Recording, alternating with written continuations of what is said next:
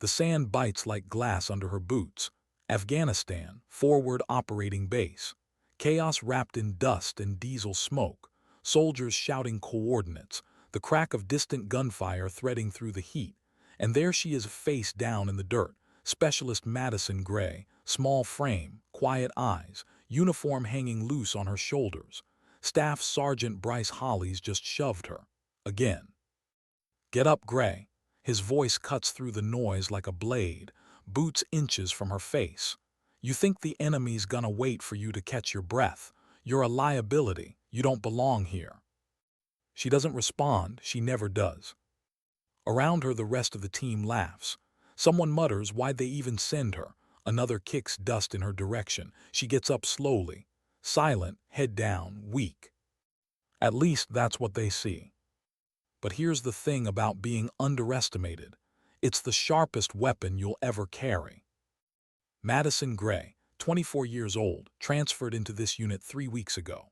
No combat record anyone can see, no distinguished service, no muscle, no mouth, no presence. On paper, she's a logistics clerk, a pencil pusher who got assigned to a forward combat unit by mistake, some bureaucratic error. To the men around her, battle-hardened infantry soldiers who have walked through hell and survived, she's dead weight. A girl who doesn't belong. A mistake waiting to get someone killed. They don't know her real file is locked, classified, eyes only. What they don't know is this: Madison Gray isn't a clerk. She's a Navy SEAL sniper. Not just any sniper. One of only 12 women to ever complete the full SEAL qualification course. Graduated top of her class in advanced reconnaissance, specialty in deep cover operations, long-range target elimination. She was trained in silence, in shadows, in places that don't exist on any map. Fort Bragg, Coronado, a black site facility in Montana where they teach you how to disappear. How to become someone else so completely that even your enemies won't see you coming until it's too late. Her last mission, 18 months embedded with an enemy cell in Kabul, alone, no backup, no contact. She fed intelligence that led to the dismantling of a terrorist network responsible for over 200 deaths. But no one here knows that. Because right now, she's not Madison Gray, SEAL operator. She's Madison Gray, the weak girl, the mistake, the target. And she has to stay that way. Because somewhere in this unit, someone is a traitor. The days blur together in heat and hatred.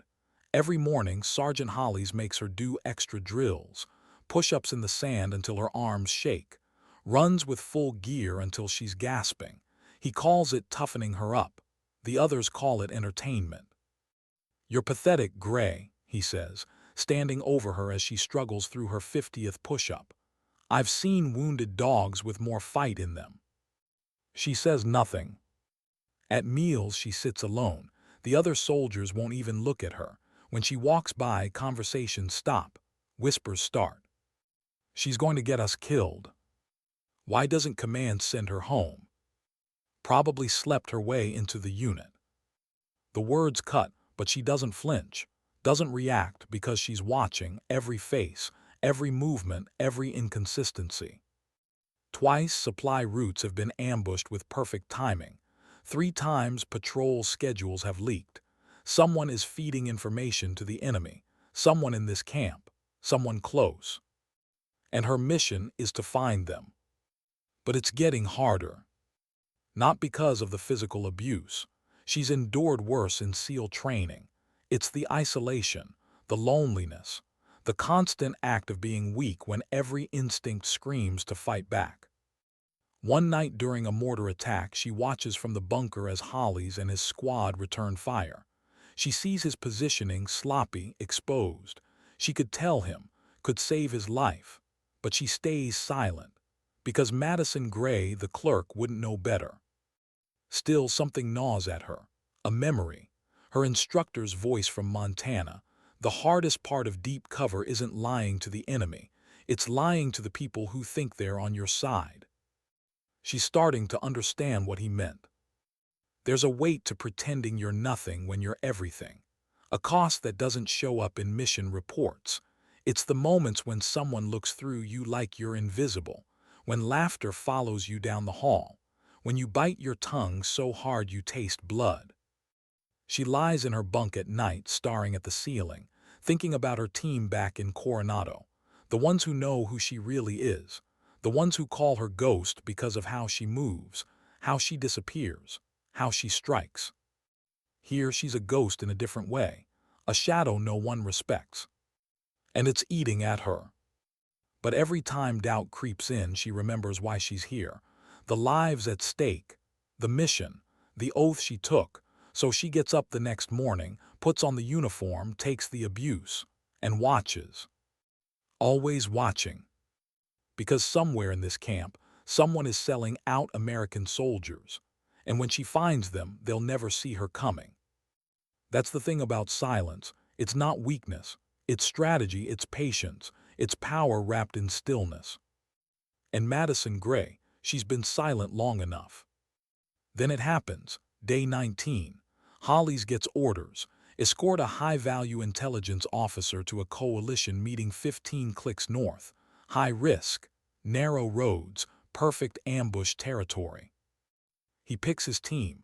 All men, all veterans. Madison isn't chosen. But at the last second, Lieutenant Graves, the intelligence officer, points at her. I want her on the convoy. Hollis's jaw tightens. Sir, with respect. I didn't ask, Sergeant. Hollis's eyes burn with rage, but he nods. As they load into the Humvees, he grabs Madison's arm. Hard, fingers digging into her skin. Listen to me, he hisses. You stay in the vehicle, you don't touch a weapon. You don't move unless I tell you. You're a passenger, nothing more, understood? She looks up at him, quiet, obedient. Understood. But inside her heart is ice. Because that grip, that unnecessary, violent grip, just told her everything. He's the one. The convoy rolls out at dawn. 2 Humvees, 8 soldiers, 1 intelligence officer, 1 clerk. The road is dust and death. Madison sits in the back, silent, watching the terrain through the window. Her eyes aren't scared. They're calculating, measuring distances, reading wind patterns in the dust, mapping kill zones. They're 20 minutes out when it happens. Boom! The lead Humvee explodes. IED. The vehicle flips, soldiers screaming, flames erupting. The second Humvee skids to a stop. Gunfire erupts from the ridgeline. A coordinated ambush. Bullets shred the armor plating. Out, Holly screams. The team bails, taking cover behind the vehicle. Return fire is chaos, panicked, pinned down. Madison stays low, pressed against the seat. Hollis looks back at her, eyes wild. Stay down, Gray. She nods. But her eyes are on the ridge. 3 shooters, 200 meters, elevated position, AK pattern rifles. And 1 more, hidden, 400 meters out in the rocks, the real threat. A sniper waiting. Hollis doesn't see him, none of them do. But Madison does. She watches as the sniper adjusts his scope, lines up his shot. Target, Lieutenant Graves. 5 seconds. 4. Madison moves. Fast, fluid, silent. She grabs the M110 sniper rifle mounted in the rear compartment, a weapon none of them thought she'd even know how to hold.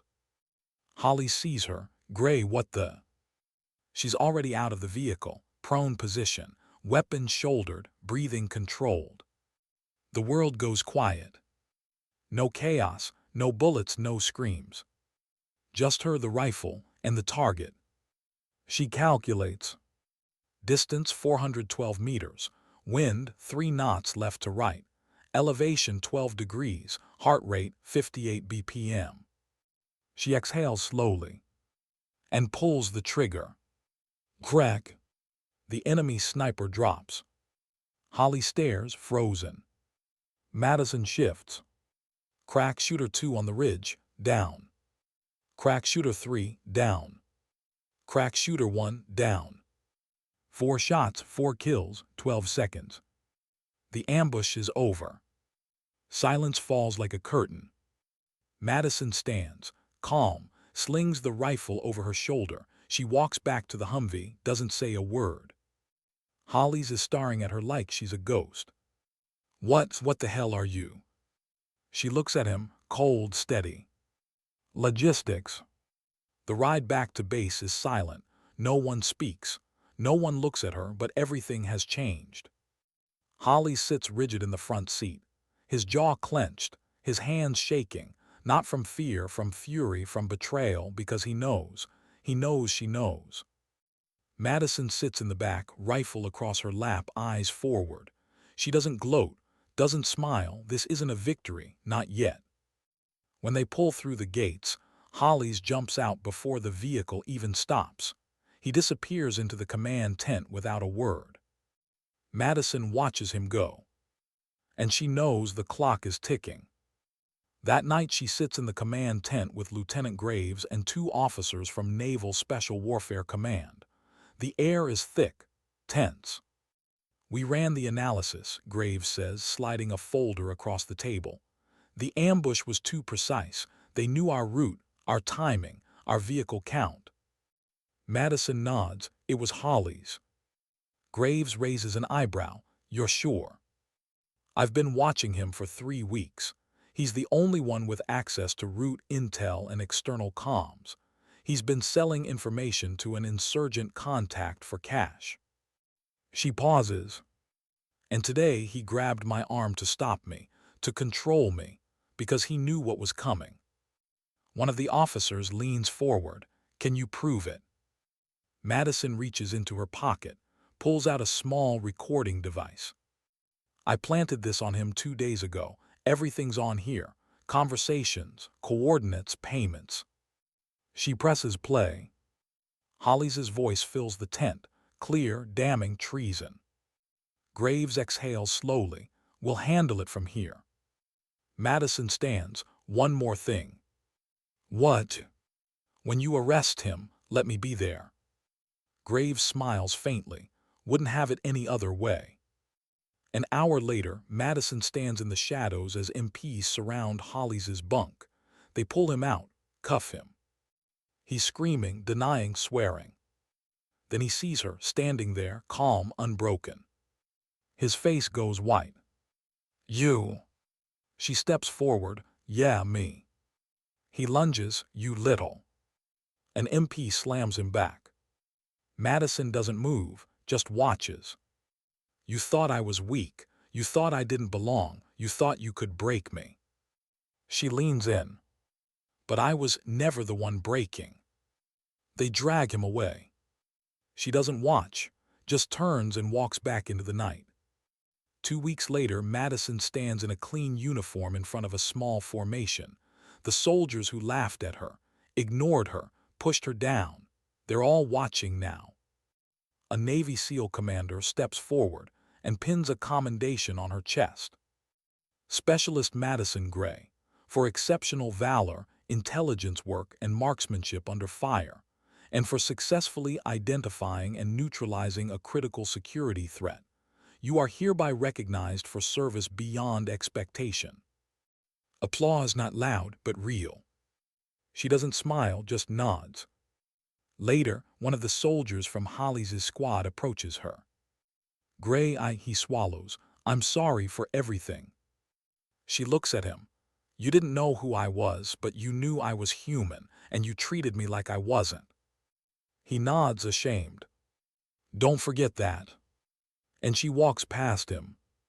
That night she sits alone on the edge of the base, looking out at the desert. The stars are bright, endless, indifferent. Lieutenant Graves joins her. "You did good, Madison." "I did my job." "You did more than that." He pauses. "You stayed silent when every part of you wanted to scream. That's the hardest kind of strength." She doesn't answer. He smiles. "Where do they send you next?" "Wherever they need someone no one will see coming." He nods. "Then God help the enemy." She finally smiles, small, real. Because she knows the truth now. Strength isn't about being loud. It's not about proving yourself to people who have already decided who you are. It's about staying silent when silence is your weapon. It's about enduring when endurance is your mission. And it's about knowing, even when the world sees weakness, that you are unbreakable. They underestimated her because she was quiet. They bullied her because she didn't fight back. They thought she was nothing. But she was everything they never saw coming. Madison Gray, SEAL sniper, silent warrior, unbroken. Sometimes dignity doesn't speak, it simply acts.